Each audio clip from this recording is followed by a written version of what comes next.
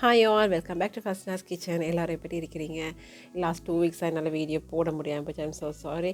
என்னென்னு சொன்னால் இந்த பர்சனல் இஷ்யூஸால் எனக்கு கொஞ்சம் போட முடியாமல் போயிடுச்சு. ஆனாலும் லேட்டாக வந்தாலும் லேட்டஸ்ட்டாக வரும் அப்படின்னு சொல்லுவாங்க இல்லையா, அது மாதிரி இந்த காலகட்டத்துக்கு தேவையான ஒரு உங்களுக்கு பயனுள்ள ஒரு யூஸ்ஃபுல்லான ஒரு வீடியோடு தான் வந்திருக்கிறேன். அதுதான் பார்த்தீங்கன்னு சொன்னால் இப்போ எல்லாருமே கேஸ் குக்கர்லேருந்து எலக்ட்ரிக் குக்கருக்கு மாறிட்டு இருக்கிறாங்க. அப்படி தான் மாறினாலும் சில ஹவுஸ் ஒய்ஃப்ஸுக்கு அதை சரியான நாலேஜ் இல்லாதனால அதை பாவிக்கிறதுக்கு தயக்கிட்டு இருக்கிறாங்க. என்கிட்ட கூட நிறைய பேர் கேட்டிருந்தாங்க அதை பற்றின டவுட்ஸ் எல்லாம். ஸோ அதையும் ஒரு வீடியோவை பண்ணி போடலாம் அப்படின்னு நினச்சி இந்த வீடியோவை நான் ப்ரிப்பேர் பண்ணிக்கிறேன். Hi guys today let's get started.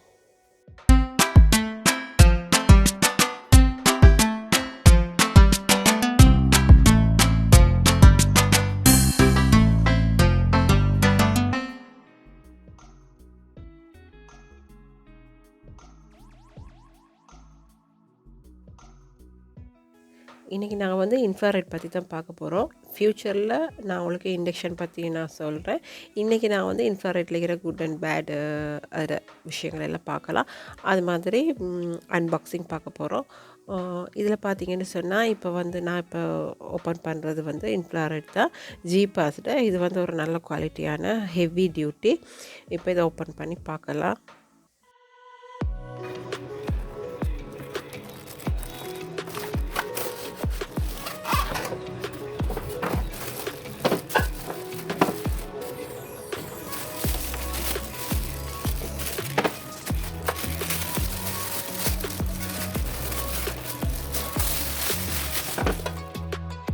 இதில் டாப் பார்த்தீங்கன்னா பைரெக்ஸால் பண்ணியிருக்கிறாங்க.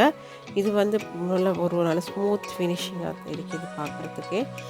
இதுக்கு வந்து பார்த்திங்கன்னா ஒரு 2 இயர்ஸ் வாரண்டி கார்டு கூட கொடுத்துருக்கிறாங்க. இதில் பார்த்தீங்கன்னா ஸ்டீம், ஹீட்டிங், பார்பிக்யூ, வார்ம்ண்டு எல்லா ஆப்ஷன்ஸும் இருக்குது. நான் தேவையான ஆப்ஷன்ஸை யூஸ் பண்ணிக்கலாம்.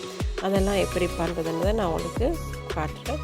இந்த மாதிரி இதில் பார்த்தீங்கன்னு சொன்னால் ஒரு 4 inch திக்னஸில் கிளாஸ் டாப் இருக்குது செராமிக்கால். இது வந்து நீங்கள் எவ்வளோ ஹெவி போட்டும் வைக்கலாம், நல்லா பாரம் தாங்கும். சிலது லோக்கல் குவாலிட்டிஸ் நீங்கள் எடுத்திங்கன்னு சொன்னால் 4 inch விட தின்னாக தான் இருக்கும் அந்த மேல் பேஸ் வந்து அந்த செராமிக் கோட். அது வந்து டக்குன்னு உங்களுக்கு க்ராக் ஆகிறதுக்கு வெடிக்கிறதுக்கு சான்சஸ் இருக்குது. ஸோ எடுக்கும்பொழுது எப்போவுமே நீங்கள் வந்து நல்ல குவாலிட்டியானதாக பார்த்து எடுங்க. இப்போ நான் உங்களுக்கு ஃபர்ஸ்ட்டுக்கு இந்த பேன் வச்சு காட்டுறேன். இந்த பேன் எப்படின்னு பார்த்தீங்கன்னா, இந்த இண்டக்ஷன் குக்கருக்கு நான் எடுத்தது ப்ரெஷர் குக்கர். இதை வந்து நான் இன்ஃப்ராரெட் குக்கருக்கு நான் இப்போ வச்சு காட்டுறேன் பாருங்கள். எந்த பிரச்சனையும் இல்லாமல் ஒர்க் ஆகுது. இப்போ நான் ஸ்டார்ட் பண்ணிவிட்டேன், ஒர்க் ஆகுது. இப்போ இதில் இருக்கிற என்ன அட்வான்டேஜ் இன்ஃப்ராரெட்லன்னு பார்த்தீங்கன்னு சொன்னால், அதில் அலுமினியம், க்ளே பாட், மண் சட்டி, கிளாஸ் பாட், கண்ணாடி பாத்திரங்கள், அதே மாதிரி மெட்டல் இரும்பு பாத்திரங்கள், அதே மாதிரி எங்கள் செராமிக் ஐட்டம்ஸ் எதுவாக இருந்தாலும் அக்செப்ட் பண்ணும். எந்த பிரச்சனையும் இல்லாமல் இது ஒர்க் பண்ணும். அதுதான் இதில் இருக்கிற மெயின் அட்வான்டேஜ். இதில் ஃபங்க்ஷன்ஸை பார்த்தீங்கன்னு சொன்னால், இப்போ நான் ஸ்டார்ட் அமர்த்திட்டு இப்போ ஃபங்க்ஷன் இருக்கும் இல்லையா, அதை நான் கிளிக் பண்ண எங்களுக்கு வந்து அந்த உங்களுக்கு ஜூம் கிட்ட காட்டுறேன் பாருங்கள். அந்த ரெட் லைட் வந்து இடம் மாறிட்டீங்க. இப்போ ஸ்டீம் ஃபங்க்ஷன் அமர்த்துனீங்கன்னா ஃபஸ்ட்டுக்கு டச் பண்ணிங்கன்னா ஸ்டீம், அது திருப்பி அமர்த்துனீங்கன்னா ஹீட்டிங், அதுக்கப்புறம் திருப்பி அமர்த்துனீங்கன்னா பார்பிக்யூ, இந்த மாதிரி வார்ம், ஸ்டீம், அந்த மாதிரி உங்களுக்கு மாறிக்கிட்டே இருக்கும். உங்களுக்கு எது வேணுமோ அதை நீங்கள் செலக்ட் பண்ணலாம். இந்த மாதிரி ஹெவி பாட்டம் இல்லாத வெயிட்லெஸ் பாத்திரங்கள் கூட நீங்கள் இன்ஃப்ராரெட்டில் யூஸ் பண்ணலாம். சிலவங்க கேட்பாங்க, எங்கள்கிட்ட சின்ன பாத்திரம் கொஞ்சமாக பால் காய்ச்சிட்டா, இல்லை சின்னவங்களுக்கு பேபி வேஸ்ட்டு குக் பண்ணுறதுனாலோ இல்லை ஃப்ரை பண்ணுறதுனாலோ சின்ன பாத்திரம் வைக்கலாமான்னு. அஃப்கோர்ஸ் அது கூட வைக்கலாம். அதுக்காக தான் நான் இதை வச்சு காட்டுறேன். அந்த சர்க்கிளுக்கு உள்ளுக்கு உங்களுக்கு எது இருந்தாலும் வைக்கலாம். சர்க்கிள் உள்ளுக்கு மட்டும்தான் உங்களுக்கு ஹீட் வரும். சர்க்கிளுக்கு நீங்கள் வெளியில் பெரிய பாத்திரம் வச்சிங்கன்னா அது நோ யூஸ், வெளியில் உங்களுக்கு ஹீட் வராது. இப்போ பாருங்கள், இந்த நான் வந்து வாட்டர் வைக்கிற இந்த கெட்டிலில் இதை பார்த்தீங்கன்னு சொன்னால், எப்போவுமே நீங்கள் தண்ணி வைக்கும் பொழுது 3/4 முக்கால்வாசிக்கு தான் தண்ணியை வைங்க. ஃபுல்லாக நிறச்சி வச்சிட்டிங்கன்னு சொன்னால் தண்ணி கொதிக்கிறப்போ பொங்குறப்போ தண்ணியெல்லாம் வெளியில் ஸ்பில் ஆகும். ஆகிறப்போ என்ன இருக்குன்னா, ஹாட் பிளேட் சரியான சூடாக இருக்கும். அதில் தண்ணி ஊற்றினா பயங்கர சத்தம் கொண்டு வரும். இனி அதை அவாய்ட் பண்ணுறதுக்காக, சத்தத்துக்காக மட்டும் இல்லை, அந்த எப்போயுமே ஹாட் பிளேட்டில் நாங்கள் தண்ணியெல்லாம் அந்த சாமான்கள் படாமல் பார்த்துக்கொள்வது எப்போவுமே நல்லோம். அதாவது எங்களுக்கு லாங் லாஸ்டிங் இதை யூஸ் பண்ணிக்கொள்ளலாம். இதெல்லாம் மெயின்டெனன்ஸ், சின்ன சின்ன விஷயங்கள். அதனால் நீங்கள் அதுலேயும் கொஞ்சம் அவாய்ட் பார்த்து பண்ணிக்கோங்க. இந்த குக்கரை பொறுத்தவரையில் வந்து ஹீட் உங்களுக்கு லேட்டாக வந்தாலும் பிறகு உங்களுக்கு கன நேரம் நிற்கும். அதுக்கப்புறம் பார்த்திங்கன்னா குயிக்காகவே வேலையெல்லாம் முடிச்சிடலாம் ஸ்பீடாக. இப்போ பாருங்கள், இந்த இண்டக்ஷன் குக்கர் வந்து இப்போ இது வந்து விசில் ரெடி ஆச்சு. இப்போ நாங்கள் இதை ஆஃப் பண்ணிடலாம். ஆஃப் பண்ணிவிட்டு இதில் ஏற்கனவே ஹீட் இருக்கிறபடியால் இது விசில் அடிச்சுட்டே தான் இருக்கும். ஸோ நாங்கள் இதை ரிமூவ் பண்ணிடலாம். இன்ஃப்ராரெட்டை பொறுத்த வரையில் பாருங்கள், ஆஃப் பண்ணதுக்கப்புறம் அந்த ஹாட் அண்ட் சிம்பிள் ஓடிட்டே இருக்குது. அது இருக்கும், அது போகும் வரையும் உங்களுக்கு ஹீட் இருந்துக்கிட்டே தான் இருக்கும். நீங்கள் எந்த ஒரு பேன் இப்போ கேஸ் குக்கரில் நீங்கள் சமைச்சிட்டு ஆஃப் பண்ணிவிட்டு அப்படியே வச்சுருவீங்க பேனை, அந்த மாதிரி இதில் செய்யக்கூடாது. ஏன்னா இப்போ நீங்கள் ஒரு கிரேவி ஒரு கன்சிஸ்டன்சி நீங்கள் பார்த்துட்டு ஆஃப் பண்ணுவீங்க. அதை அப்படியே வச்சுட்டு போய்த்துட்டிங்கன்னு சொன்னால் அது அப்படியே வத்திரும், இல்லை கறி போகிறதுக்கு சான்சஸ் இருக்குது. அதனால் அதை நீங்கள் உடனே ரிமூவ் பண்ணிடணும். இப்போ பாருங்கள், ஹாட் அண்ட் சிம்பிள் ஓடிட்டு இருக்கு இல்லையா, இது வந்து ஸ்டாப் ஆகும், தானாகவே ஸ்டாப் ஆகும்.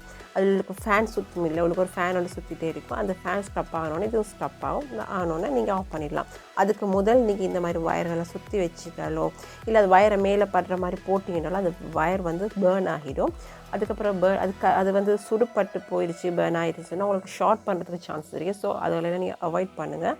எப்போவுமே இந்த மாதிரி வைக்கும்போது கீழே தண்ணி இல்லாமல் பாத்திரங்களை துடைச்சிட்டு வைக்கிறதுக்கு பாருங்கள்.